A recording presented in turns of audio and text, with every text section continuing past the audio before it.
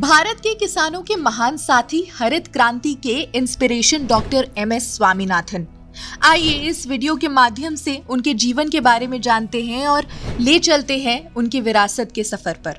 स्वामीनाथन को भारत में हरित क्रांति का अगुआ माना जाता है। भारत के हृदय में एक हरित क्रांति का जन्म हुआ।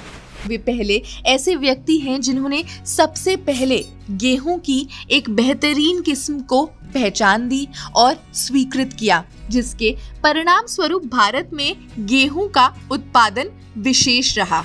स्वामीनाथन को कई राष्ट्रीय और अंतर्राष्ट्रीय पुरस्कारों से सम्मानित किया गया है, जैसे कि 1967 में उन्हें पद्मश्री मिला, पद्म भूषण 1972 में, पद्म विभूषण 1989 में, मैग्सेसे पुरस्कार 1971 और विश्व खाद्य पुरस्कार 1987 में।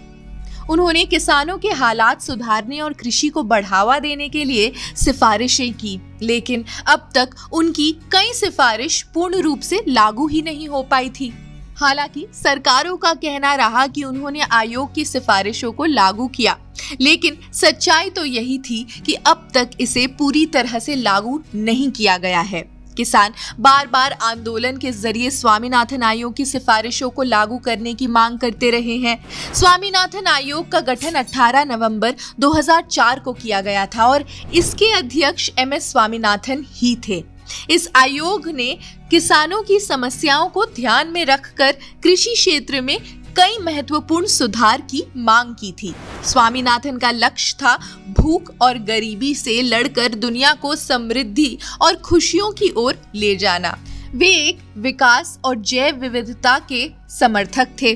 स्वामीनाथन के पास 2 स्नातक डिग्रियां थी, एक जंतु विज्ञान में और दूसरी कृषि विज्ञान में। उन्होंने भारतीय कृषि अनुसंधान परिषद और अंतर्राष्ट्रीय चावल अनुसंधान संस्थान के महानिदेशक के रूप में कार्य किया और फिर 1979 में कृषि मंत्रालय के प्रधान सचिव बने। डॉक्टर एमएस स्वामीनाथन की महत्वपूर्ण यात्रा और उनका समृद्धि के प्रति अपना समर्थन जारी रखा गया, क्योंकि वे हरित क्रांति के महान महापुरुष माने गए हैं, जिन्होंने भारतीय किसानों के लिए जीवन को बेहतर बनाने के लिए अपना समर्थन, योगदान सब कुछ प्रदान किया।